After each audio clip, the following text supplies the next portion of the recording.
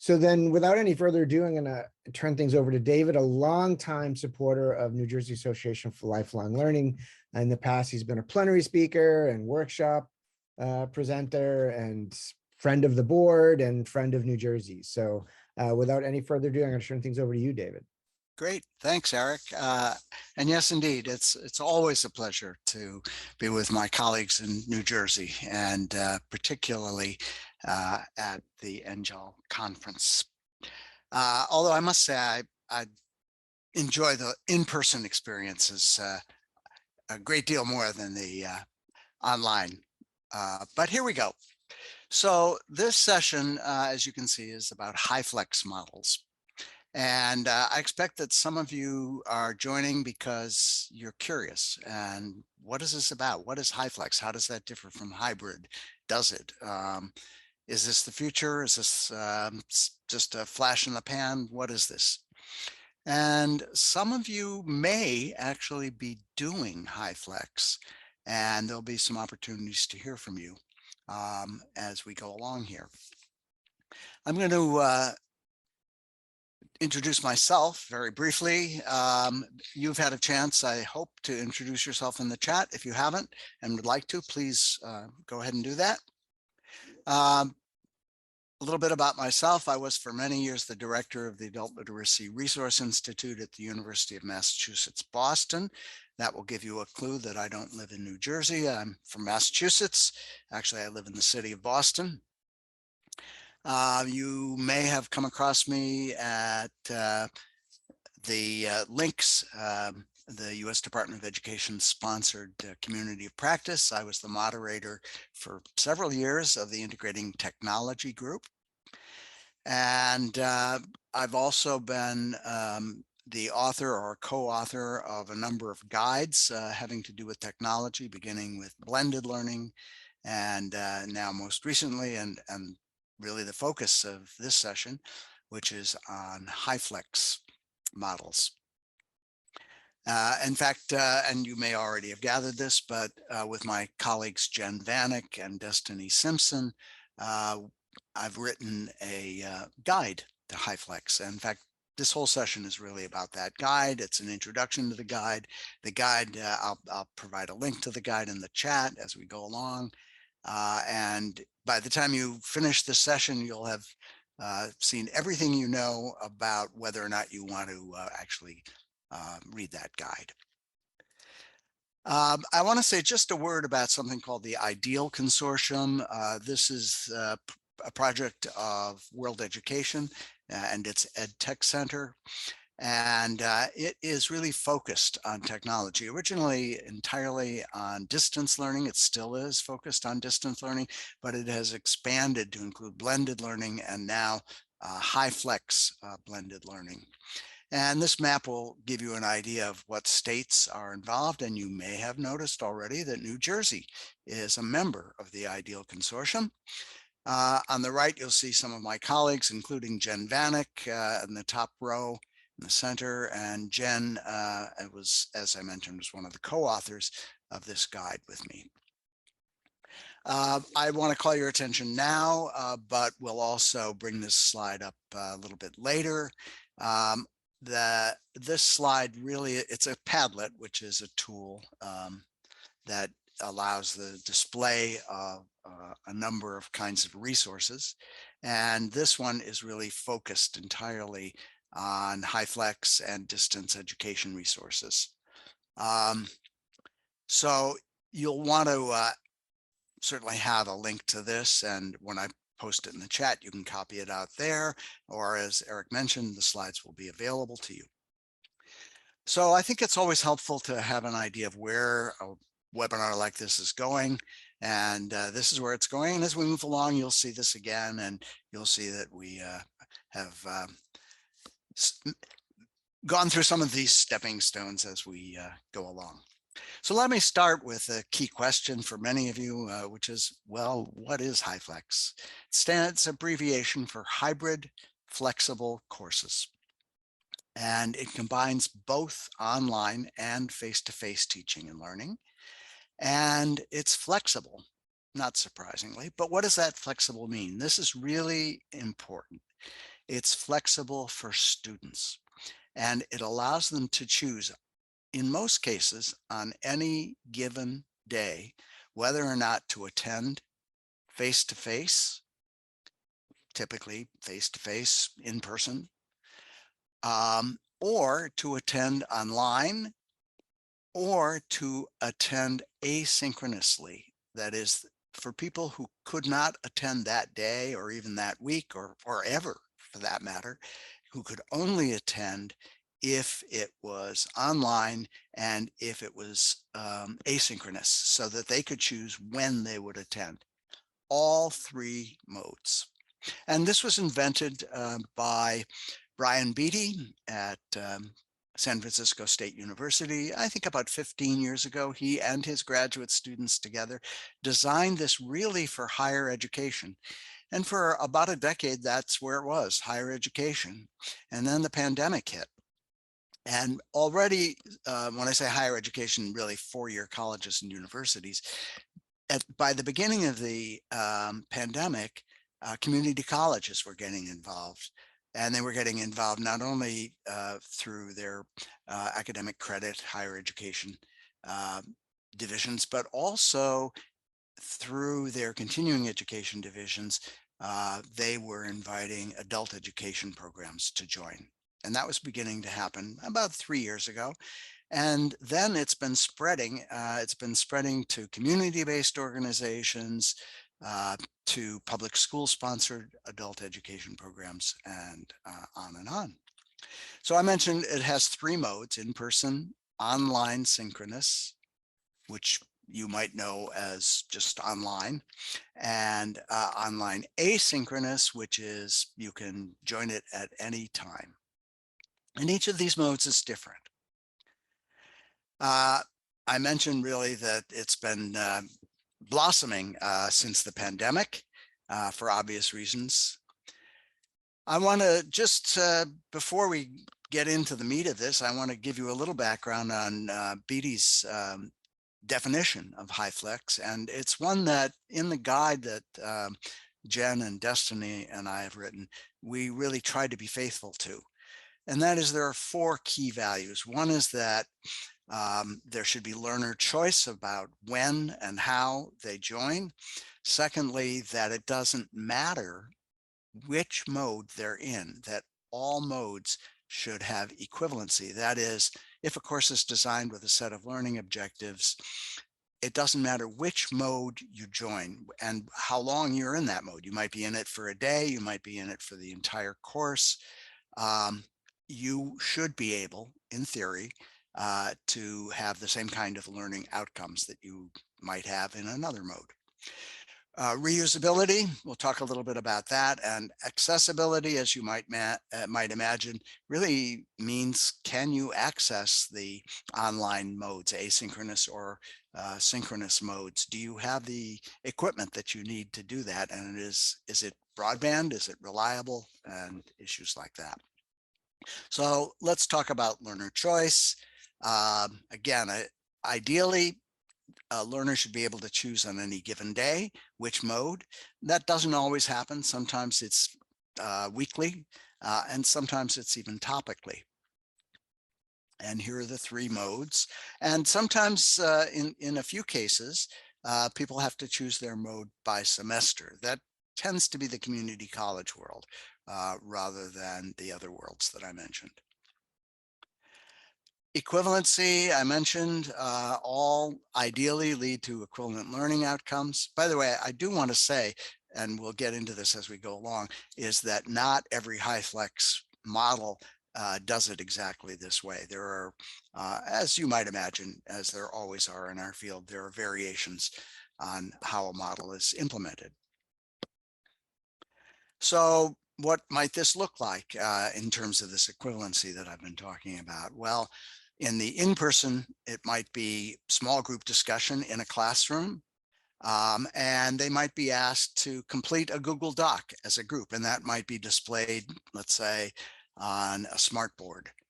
Or in some cases where Learners might actually have devices, smartphones of their own, for example, or tablets, or Chromebooks, or even laptops in some cases in the classroom that they can use. They might join the Google Doc in all of those different ways, but they're primarily in person.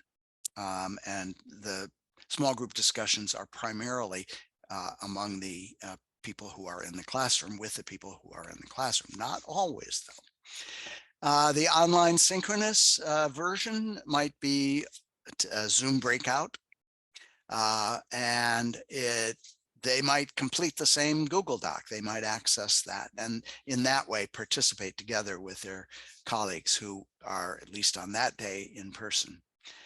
And then you might wonder, well, what is the asynchronous? And there are a range of ways that this can be done. But one way is a discussion board, let's say, that is hosted on the class learning management system. And there are a variety of learning management systems. You might use Canvas, it might be any number of others. And then again, they might complete the Google Doc, but they might do that individually because it's asynchronous, and that's the way only way they could do that, asynchronously. So and there are variations on that theme. Reusability we haven't talked about. If you think of it this way, as a learning resource, possibly a whole lesson plan, possibly a video that's been created or identified for one of the modes. The idea here is it should be able to be,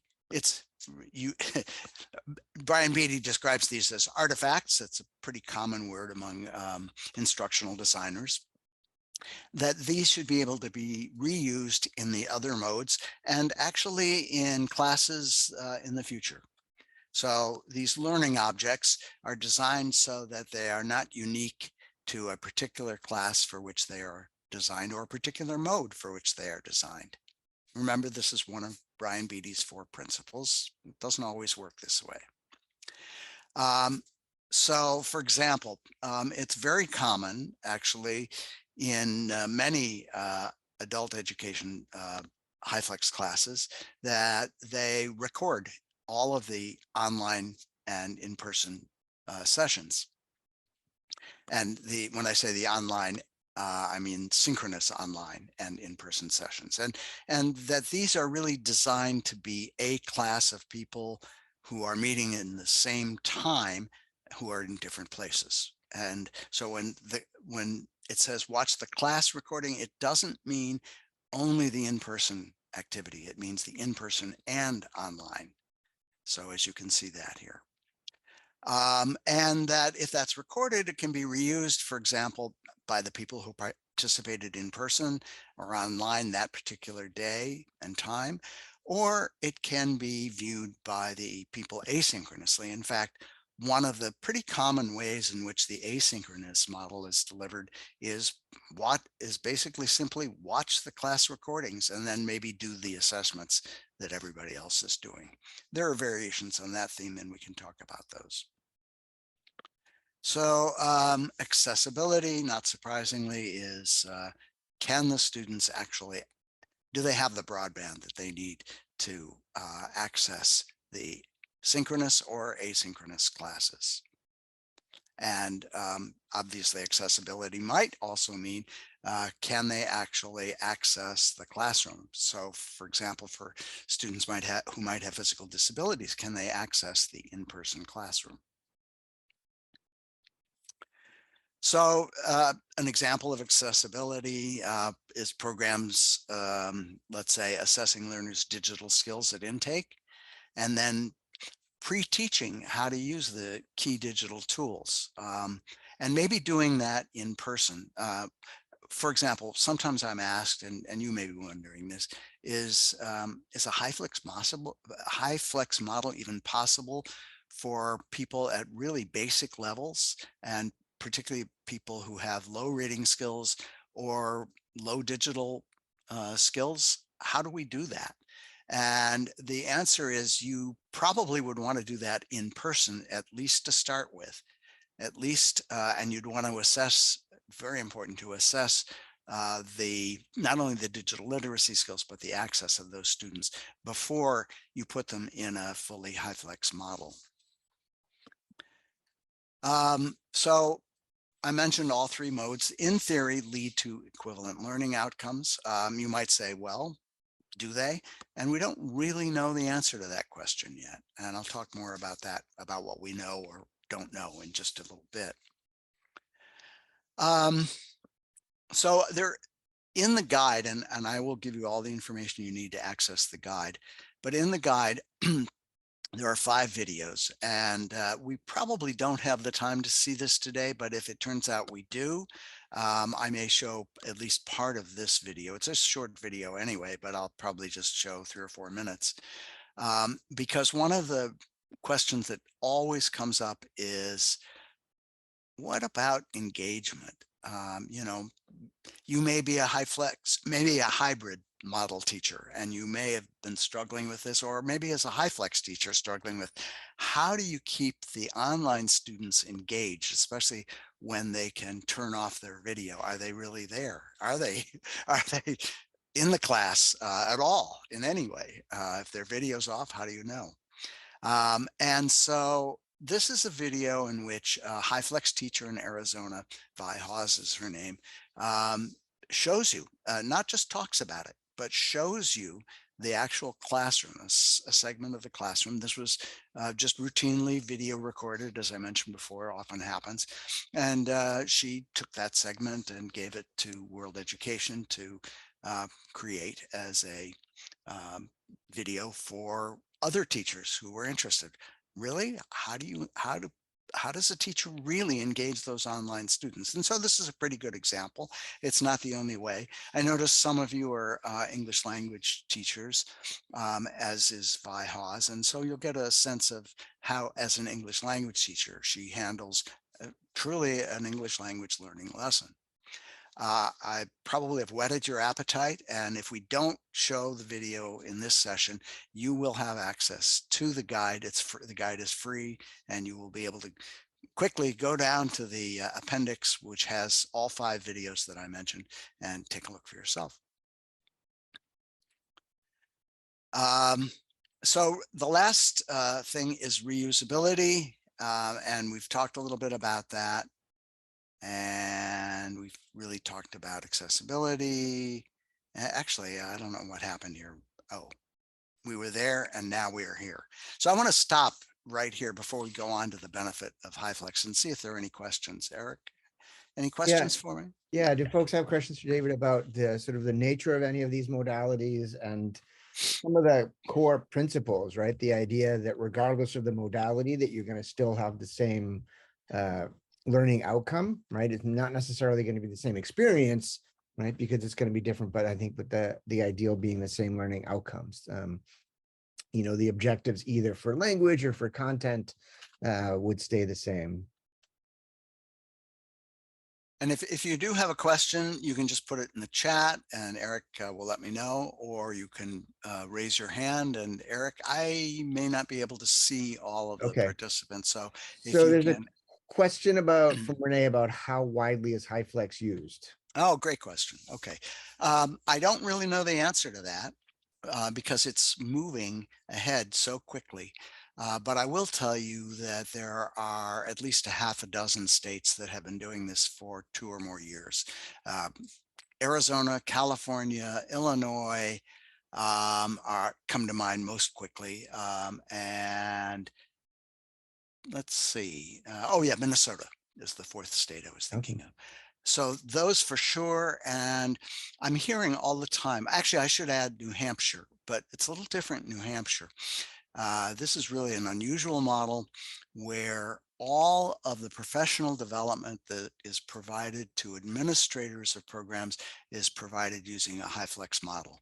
I'm not aware of any other state that does that, although I do know that several states are really intrigued by what New Hampshire is doing and how they're doing it. And so it may be that in the future, maybe even the near future, that's exactly what happens. Okay. I think Tamar, you want to unmute yourself? You had a question? Yes, thank you. I wanted to ask about engagement. You spoke a little bit about engagement vis-a-vis the online, but synchronous. And I'm Mhm. curious about engagement vis-a-vis asynchronous and whether there are models or numerous models, I would imagine, but is there similarly access to people who are doing that well and what kind of models they're using? That's a very, very good question. And I'm not sure I have a very good answer on that yet because there aren't a lot of people who are doing it and talking about it or writing about it.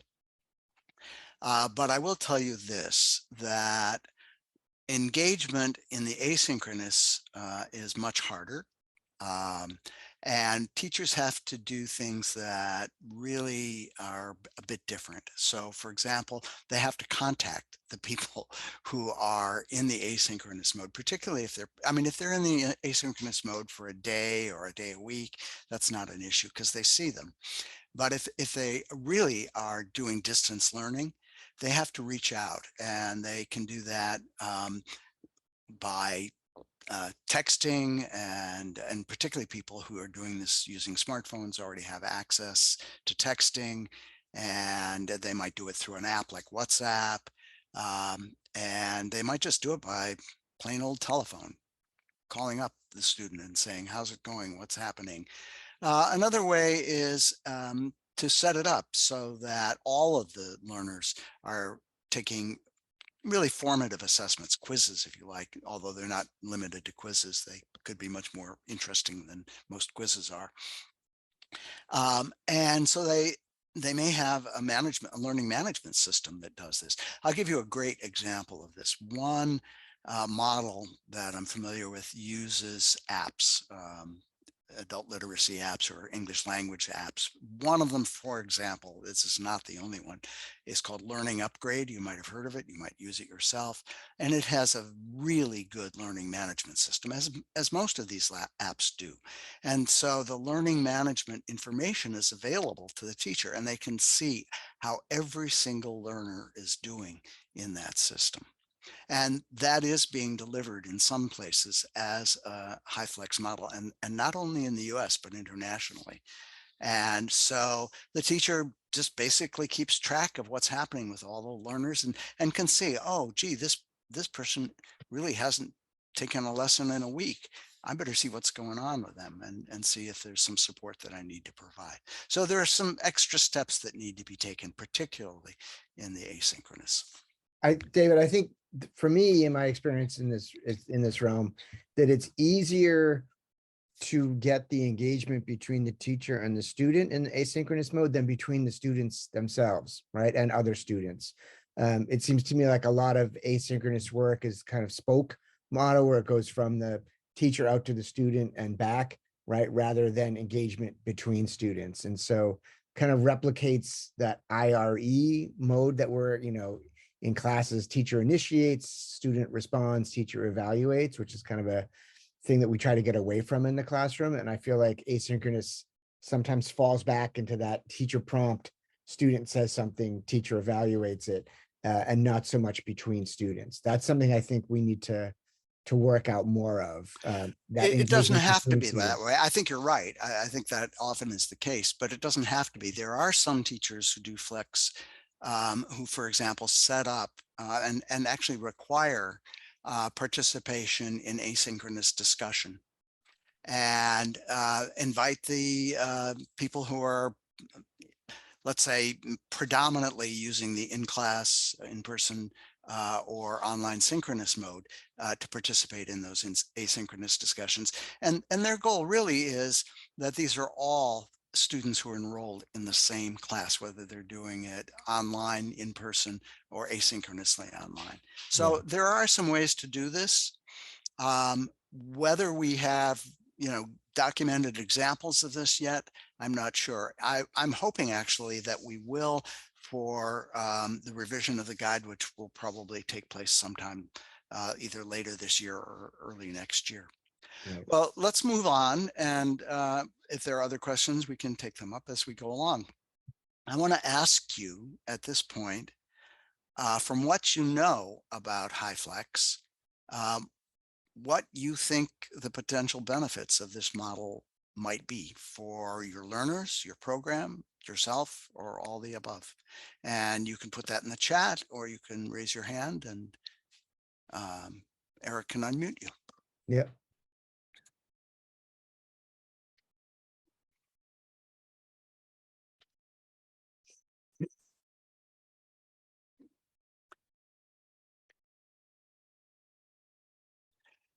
Let me also ask you, I was going to ask you earlier and didn't, how many of you actually are doing HyFlex? If you're doing HyFlex, would you just put that in the chat saying, yes, I'm doing HyFlex and this is where I'm doing it?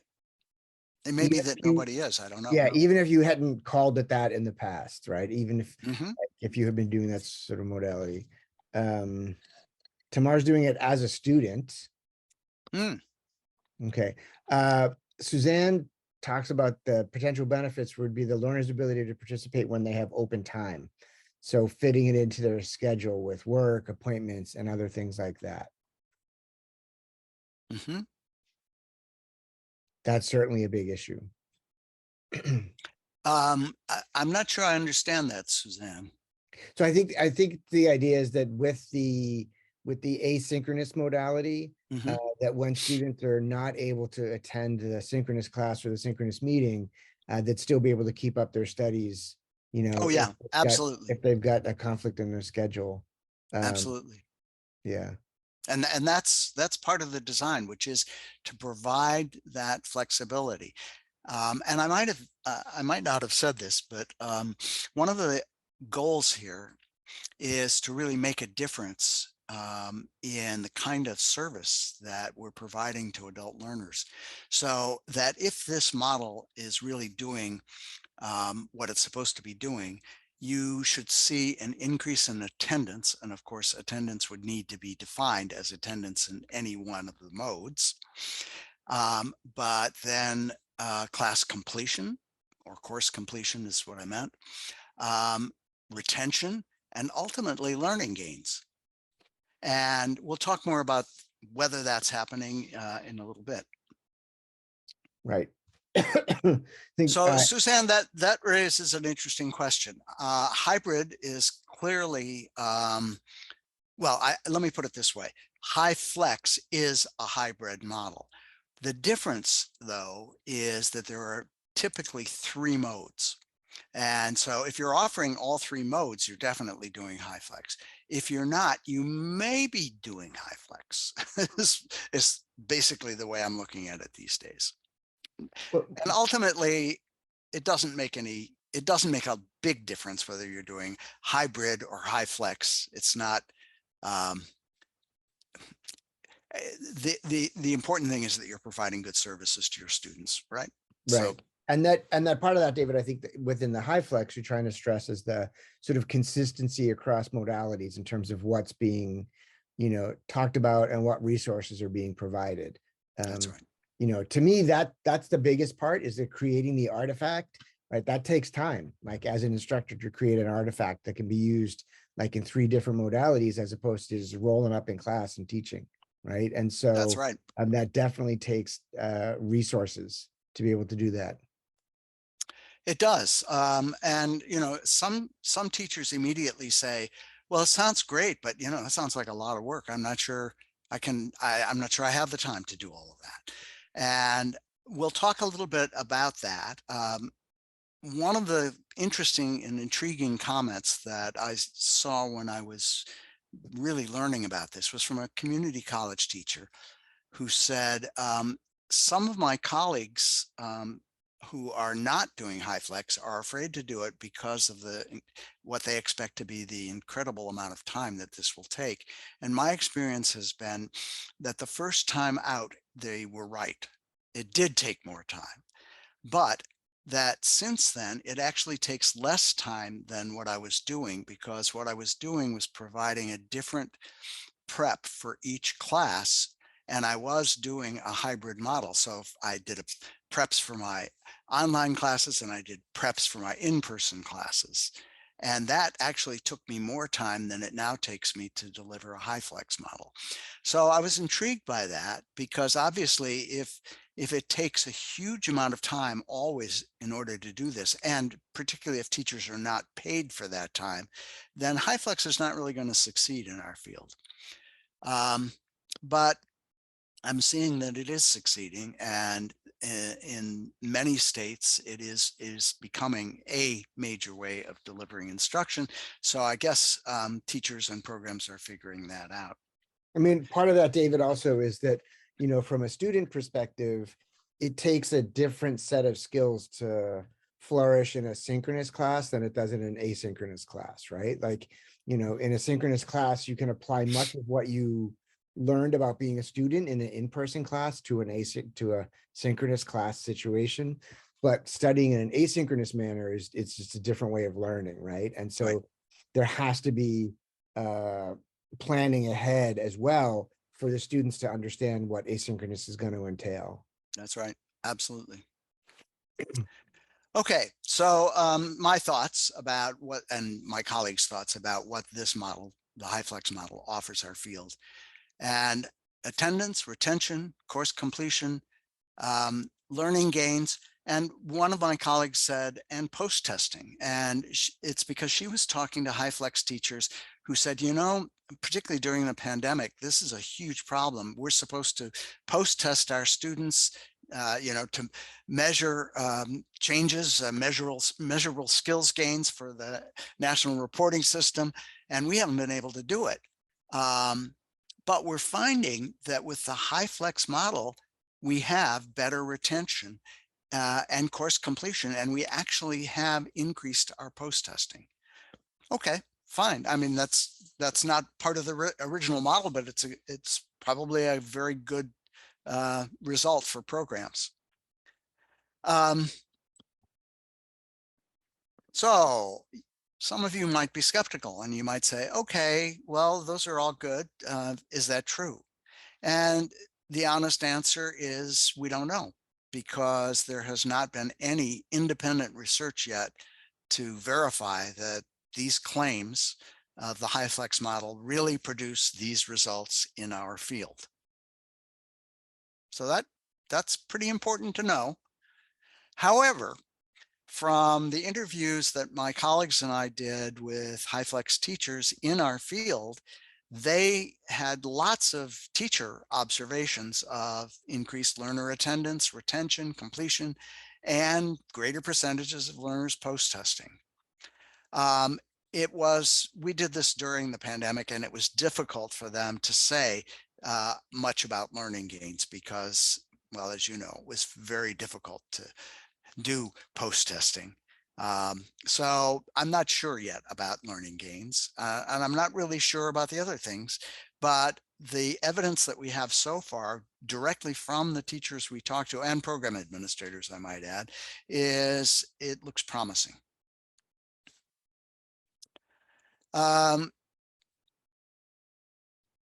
Let's see. So let's talk about resources that are available to you. First of all, the HyFlex guide. And I'm going to put the link to the guide right in the chat for you, and I'm going to do that right now. You will have it on the slides, so once you get the slides, you'll be able to do that. It's at EdTech Books.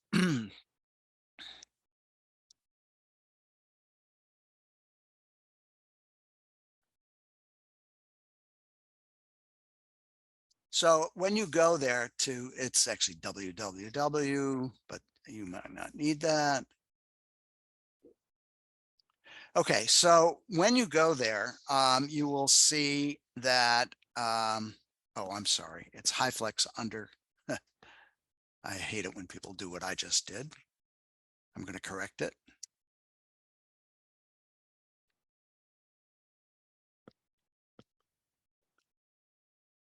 First of all, it's edtechbooks.org. That's an important difference. And then it's HyFlex _guide. If somebody could try that and just let me know if that's still a problem. I think that's the right link. Anyway, when you have the slides, if you just click on this, it will take you there. EdTech Books is an open source, and so you won't be charged for any of the books on that site. And it really focuses on technology, as EdTech might suggest. The EdTech Center at World Education has, I think, all of its online guides posted there. So you'll be able to see those too if you're interested in those. So in the guide, we interviewed 17 teachers and program administrators. And the guide focuses examples and vignettes from them.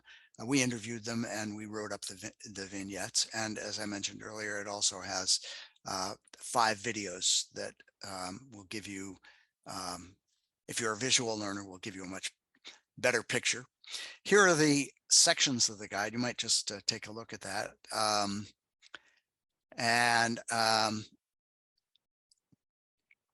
These are the sections except for the introduction. And so as you look through that list, I'm just curious, which section would you use in starting to read this guide?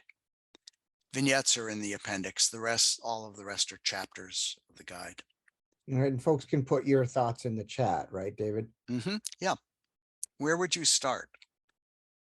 Do you, it's sort of like, do you start with hors d'oeuvres or do you start with a dessert? Some people who I ask that question say, oh, I always go directly to the appendix first. I want to see the resources. I want to see if there are any videos. And some people say, oh no, I start with the introduction and just read it straight through. I want to know the whole thing. So Catherine said And planning. we'll see where you are. Plan. 2 people have already said planning, program planning. For individual, for me personally, I would probably jump to the implementing and scaling it up. Like I would want to see like, how do you go big with this? And if it's possible, right? And then I'd go back and look at what it would be doing, I think, in some ways. There are no wrong answers. It just differs from person to person. Yes. Okay. And you might be thinking about that and add your comment in the chat later. So I mentioned this video series, and I mentioned that there's a video on engaging online learners in particular. Well, both in person and online. But you might wonder, well, what are the other videos about? So 2 of them, one that features Vi Hawes and the other features a teacher from Minnesota, really are about the hardware. What's the hardware that you need? And what they do is they walk you through the hardware in their classroom, showing you exactly what they use. It's not that that's the only hardware you could use. There's a wide range of solutions, but at least it'll give you a good idea of 2 classrooms where the teachers think this is good hardware, this works for me. And then there's one on an online assessment tool that's used in a HyFlex class. And there's one on the daily technology setup for your HyFlex class. But that, and so you might want to look at those, but I'm actually interested in what other topics you would like to see covered. If for example, we upgrade, which we intend to do, the guide next year, and if we're able to offer more videos, what topics would you like to see covered? David, as people are thinking about that, you want to go back a previous slide so that they can see there, or they can get a sense of what's already there. Sure. And Yep. what folks might be interested in. This is what we have at this point.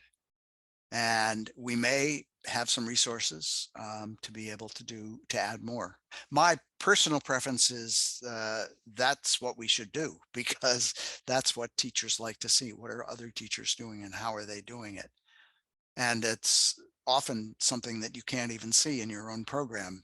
You might be interested in what the teacher next door is doing and you're teaching them. And so having authentic videos is often very helpful. I might just mention in passing that I've been interested in that for quite some time. In fact, have created a website that has authentic videos of what teachers do in their classrooms, adult ed teachers do in their classrooms. It's called Media Library of Teaching Skills, and I'll put the Otherwise known as lots. some people do call it that. That's right. Yes. It's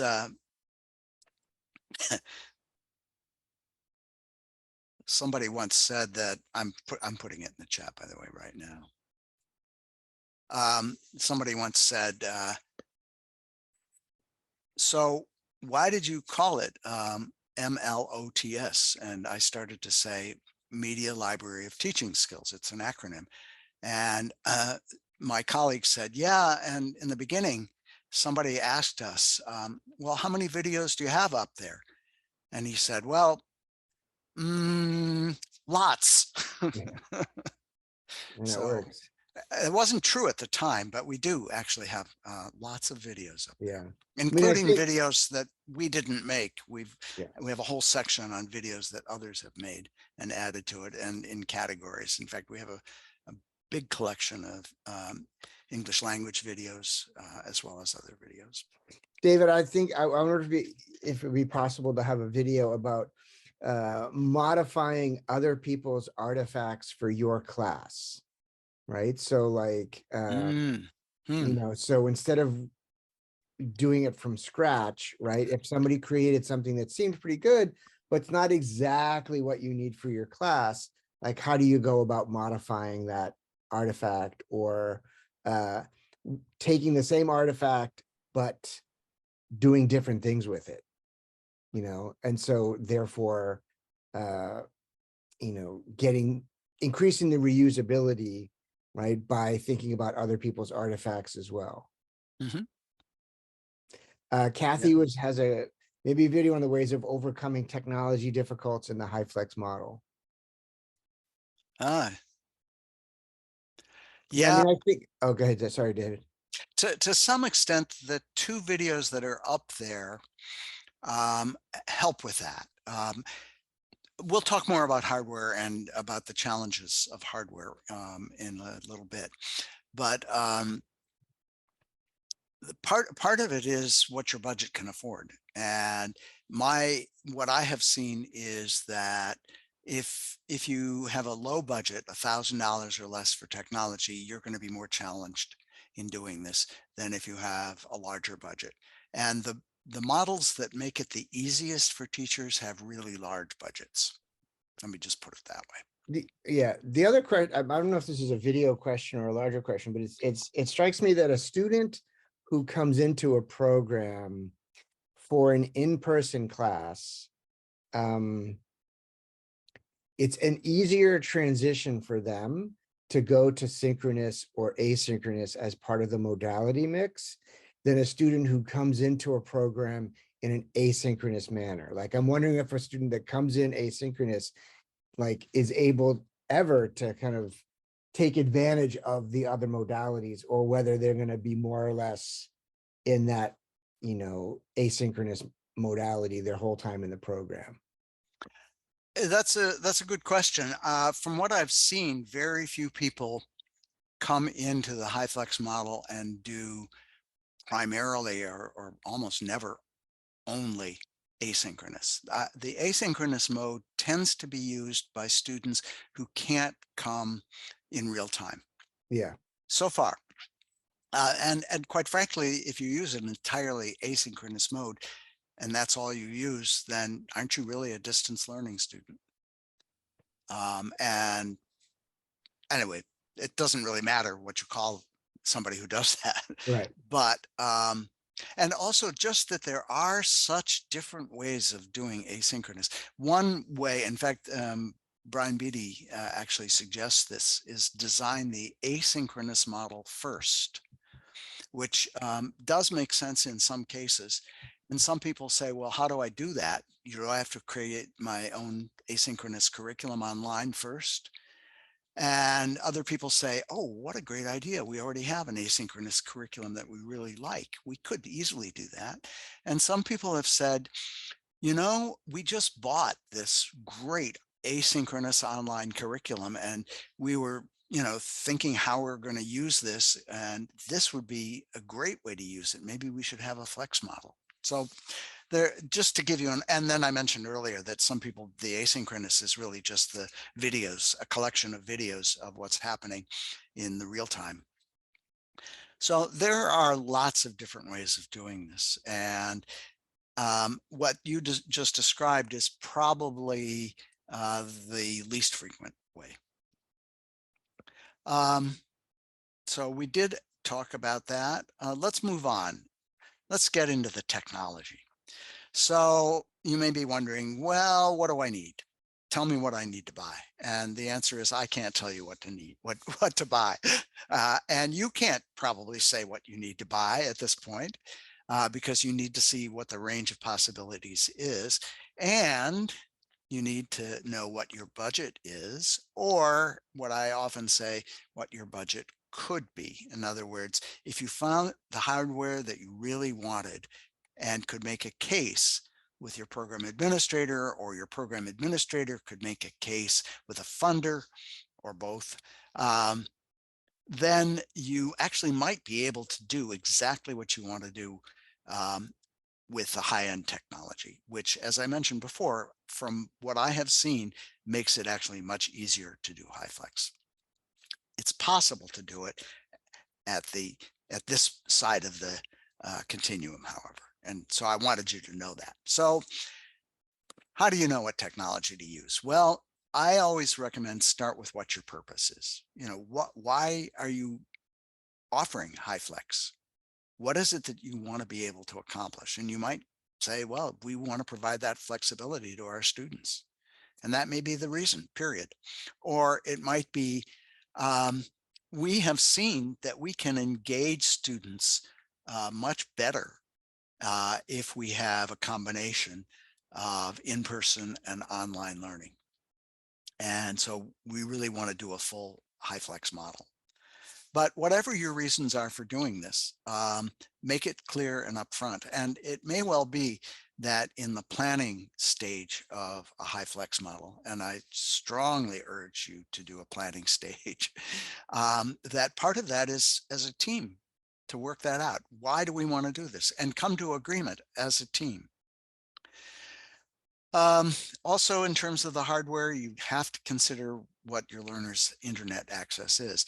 If you are teaching basic literacy to native speakers of English from low-income families, there's a serious question about whether they have reliable broadband at home. There's a serious question about, even if they do, and they do because their kids needed it, especially during the pandemic, whether they have it and whether they have access to it.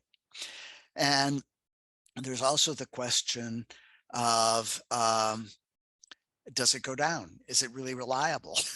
So this is something that you really need to consider before you decide what technology to use. If your learners don't have access, if 50% of your learners don't have access to the internet, reliable access, maybe this doesn't make sense. Maybe in-person is the only model that does make sense. You also need to look at, well, what do we have now? What's your existing classroom technology? And you may already have, for example, in some cases, an electronic smartboard.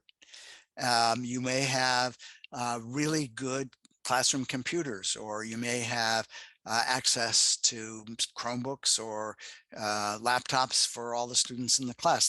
That's important to know. You may have 2 monitors and 2 computers in the classroom. All of this could be useful in providing the HyFlex model. You might want to consider what your class size is and the number of learners that you would need in each mode. Now, many programs don't really have a fixed number of learners that they need, but community college classes often do. And if you can't get at least 12 students in your online mode, maybe you can't run it. Or it could be an issue. I wouldn't say it always is. You certainly want to know about your learners' digital skills. And you might say, my learners, as far as I know, don't have really good digital digital literacy skills. Can't they learn these skills by doing this? And the answer is probably yes. But in some cases, they need to be in person at the beginning in order to do that. You, of course, need to know what your budget is or what your budget could be. And then, as I mentioned earlier, you'll want to pilot a program first. So here's the list of minimum technology. I would not do HyFlex without at least the minimum technology in this list. So you're the teacher, if you're the teacher, you need a desktop computer or possibly a laptop. You need a camera, either built in or separate, that is attached to that shows you as a teacher. And or your in-person learners. Ideally, you want two cameras that will do that. You'll need some display hardware. It could be a smartboard with in-person learners content. It doesn't have to be a smartboard. It could be there are workarounds on that, but most teachers are telling me that it really made a big difference for them once they got a smartboard. Here's a big one. These all look equal. This is not equal. This should be the top of the list and it should be underlined. You need microphones and speakers. These could sometimes in high-end technology be combined into one unit. And they need to be good enough so that everybody can hear everybody, that the online learners can hear not only the teacher, but the learners in the classroom learners can hear the online learners, that even if the video isn't good, that is really essential. So pay a lot of attention to that. And as I mentioned, there needs to be reliable broadband internet connection. And by the way, it's not only an issue for the learners who are joining from home, for example, it's for the program. Does your program have reliable broadband internet connection? Will it allow you to have a class of 30 people in person, all logging in at the same time from that classroom?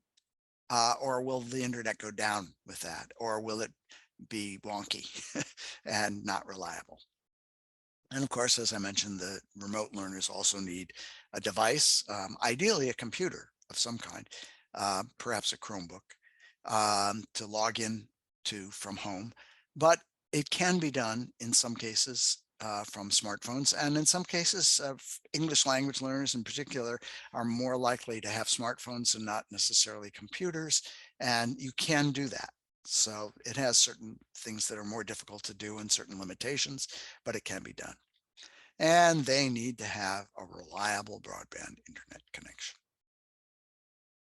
So I mentioned the technology tour videos, Vihaz and I've forgotten her first name. Her last name is Drayling. I want to say Cynthia, but I'm not sure that's right.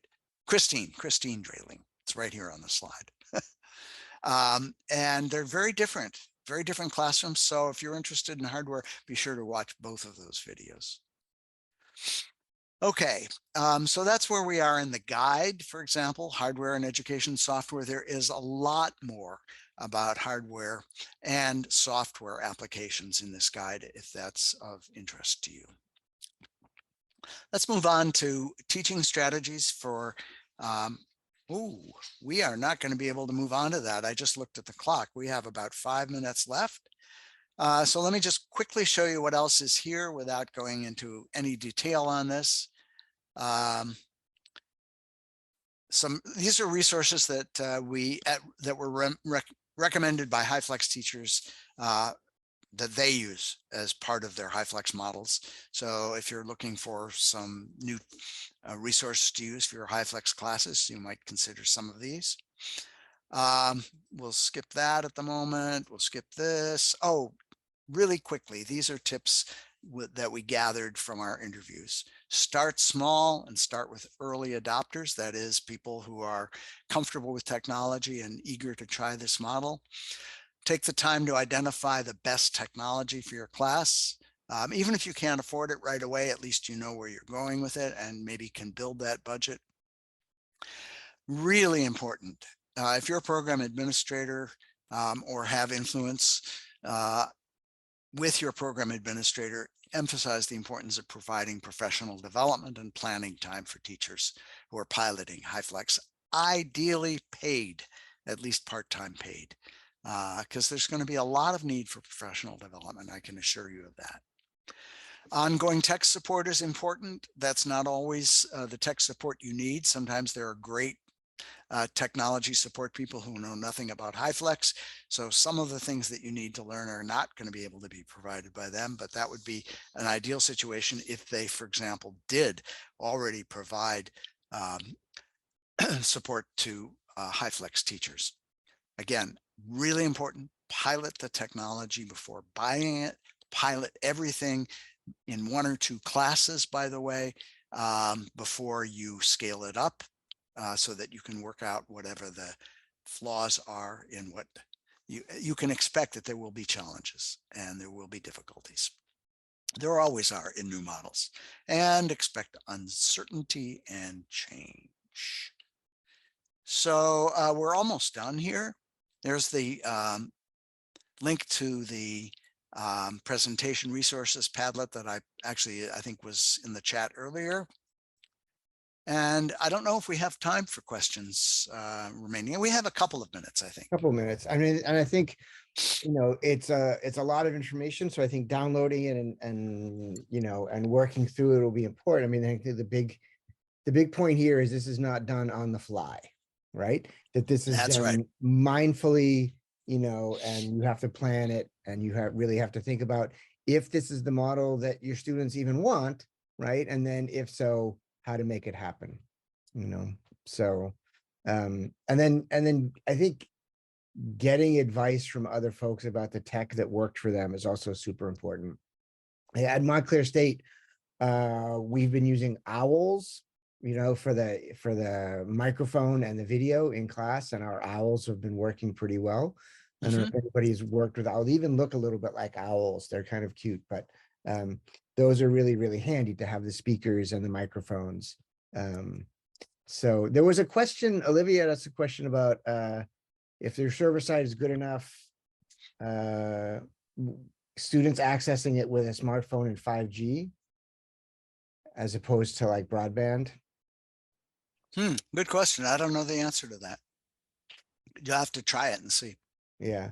I mean, to me, and my students use their smartphone sometimes. I think it's a question of, it's one thing to participate in a synchronous meeting with a smartphone, but sometimes to like look at documents and things like that in asynchronous modality is a little bit difficult on a smartphone. If you've got a tablet or a computer, it's much easier for that.